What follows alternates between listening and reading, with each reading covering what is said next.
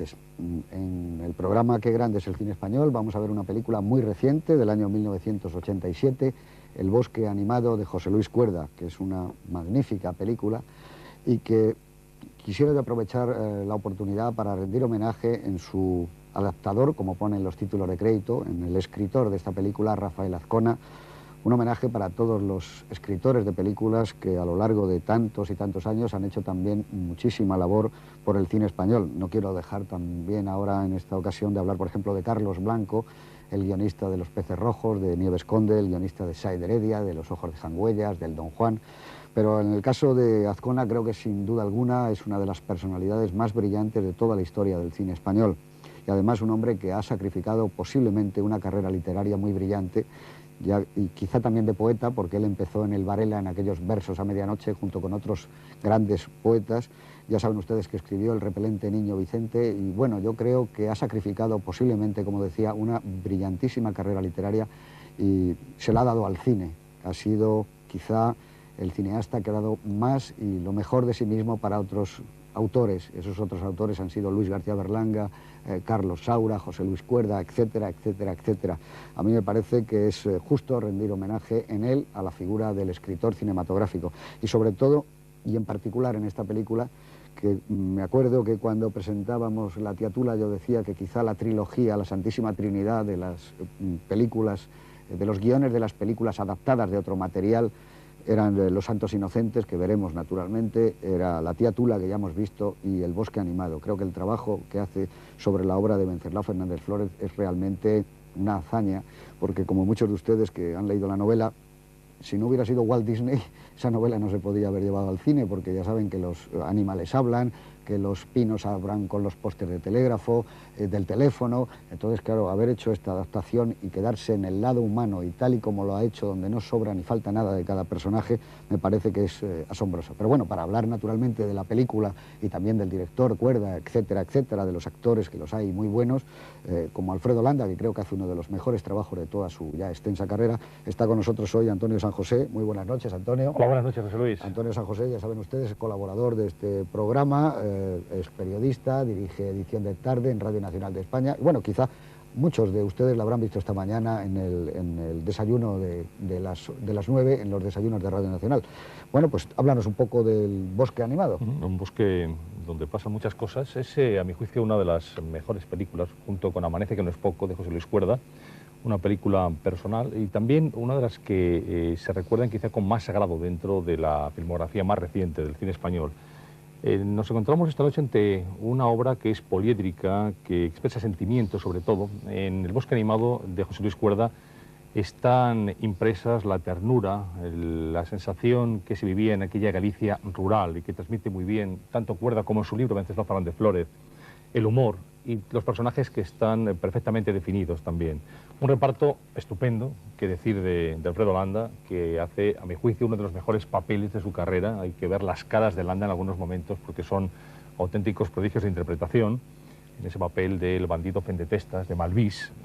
Tito Valverde está también estupendo, aunque en esta película firmaba como Fernando Valverde. Entonces se llamaba Fernando Valverde, hoy Tito Valverde. Miguel Reyán, en ese personaje del ánima que va errante buscando un cristiano que cumpla una promesa, Fide Cotovelo. Alejandra Greppi, que también sostiene una parte importante de la historia. La verdad es que hay un reparto muy bien elegido, un trabajo de dirección de actores magnífico y de interpretación, y luego estamos ante una película, a mi juicio, en donde el guión es fundamental. Tiene un guión solidísimo, los diálogos son estupendos, hay que fijarse muy bien en los diálogos.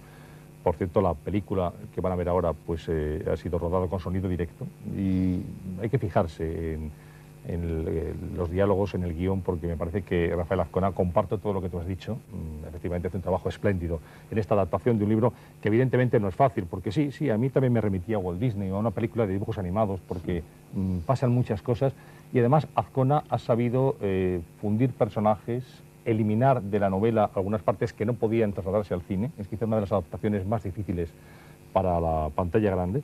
Y lo cierto es que no sufre nada y hay una versión espléndida en cine que ustedes van a poder ver dentro de unos minutos.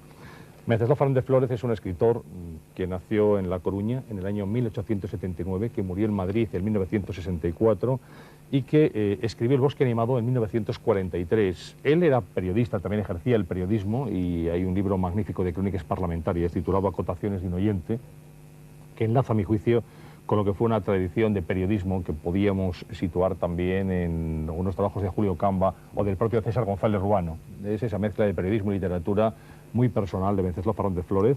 Volvoreta fue uno de sus libros de más éxito también, y El bosque animado está considerado, después de que han pasado los años, como quizá pues, una obra donde se encontraba todo el genio narrativo del escritor gallego.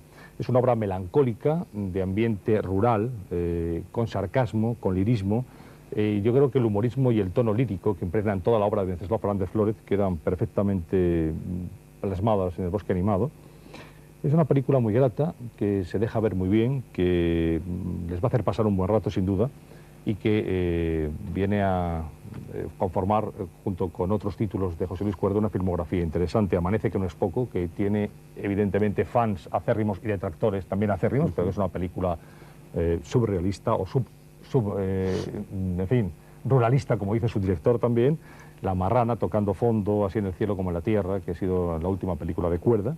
Y yo, para terminar, querría que los espectadores prestaran atención al sonido que está presente a lo largo de toda la película. Suena el bosque, los pájaros, los ruidos, el clima, el ambiente, luego esa bruma, esa niebla que está envolviendo la cinta y que hace que se cree un clima muy especial, por supuesto con las incursiones y con las aportaciones de algunos elementos muy propios de la Galicia rural de esa época que describe Fernández Flórez, la Santa Campaña, el propio ánima que está en el bosque, porque todo bosque, como se dice en un momento, tiene derecho a tener su ánima y su bandido. Y luego la banda sonora de Pepe Nieto, que me parece que es fantástica y que subraya muy bien todos los elementos narrativos del bosque animado. Así que creo que es una muy buena elección y que vamos a pasarlo muy bien viendo esta película. Muy bien, pues te lo agradezco mucho. Juan Tebar, buenas noches. Buenas noches. Antes de que te digan algo tu querido amigo Eduardo Torres Dulce, supongo que habrás leído el libro varias veces, ¿no? He leído el libro varias veces, lo he traído, por supuesto. Enseño la portada como de costumbre. A la cámara, porque además es una edición muy valiosa. Es una edición Princeps, como se llama. Vamos, esto es uno de los ejemplares de años después, pero de la misma edición con la misma portada. Este libro, que además para mí tiene un valor sentimental que no voy a explicar, una cosa personal. Muy bien. Un valor sentimental muy importante. Yo es que además yo soy casi gallego, no he nacido en Galicia, pero soy bastante gallego. Aparte de eso, yo he pasado gran parte de mi adolescencia en Cesebre, y veraneando y bañándome en ese río y andando por el bosque animado. Eso, unido a lo difícil que es este libro, me parece a mí, de adaptar, y a lo estupendo que es, yo cuando me enteré que se iba a hacer en película El bosque animado, yo dije, pero ¿cómo se hace eso? Y bueno, pues se hace si se encuentran pues un productor como era Eduardo Ducay al margen de la moda, o sea, por encima de la moda y sin tener que servirla, un guionista como Azcona, del cual has dicho tú ya bastantes cosas, pero yo creo que nunca será poco seguirlas diciendo, entre otras razones porque nunca estará Azcona presente, ni para escucharlas ni para decirlas, porque nunca quiere. O sea, está en el bosque. Azcona se niega rotundamente a presentarse ante el público, así le maten. Y luego un director que, aunque no es gallego, vamos, es manchego, que casi es lo contrario. De todas maneras, como él es, como bien ha apuntado Antonio, me lo ha quitado, pero es verdad, que José Luis dice que él no es surrealista, que es ¿Subruralista? No dice sub con la B, dice que es surruralista, porque es esa mezcla de fantasía y pueblo, que es una cosa que es un ejemplo estupendo esta película. Digamos que es de Albacete. Él es de Albacete, sí, él es de Albacete. Pero él por eso mantiene esa unión tan rara entre la cazurrería de algún tipo y la fantasía mágica, que es eso que él llama surruralismo. Entonces, bueno, mi nostalgia adolescente seguramente hubiera querido que rodaran en Cesebre. Y luego, como los gallegos, entre los cuales me incluyo, aunque no lo sé exactamente, somos muy nuestros. Y dicen, esta no es la Galicia. Bueno, no pudieron rodar en Cesebre, porque Cesebre ya no es el que era. O sea, ni las gallinas cuestan ya 2 pesetas, como dice el propio libro, ni el bosque animado era lo que fue. Tuvieron que rodar en Sobrado de los Monjes, pero bueno, el ambiente del bosque mágico gallego es francamente el mismo. Y además para eso sirve el cine, o sea, para reinventar la realidad, aunque no pueda fotografiarse Exactamente. Y bueno, ya hablaremos después en el coloquio, tanto del libro como de la película. Le paso los trastos o pásaselos tú. Muy bien. A Eduardo, que ya no me puede decir lo del libro, Ya. porque lo has dicho tú. Eduardo Torredulce, buenas noches. Buenas Ya no noches. puedes decir lo de la adaptación y lo del libro de Juan Tebar, pero puedes decir alguna Claro, cosa. le hundís a uno las cosas que trae preparadas, una confabulación. Pero bueno, de todas formas, suscribo íntegramente todo lo que se ha dicho, desde Azcona hasta el señor de Albacete, que es el magnífico José Luis Cuerda, ¿no?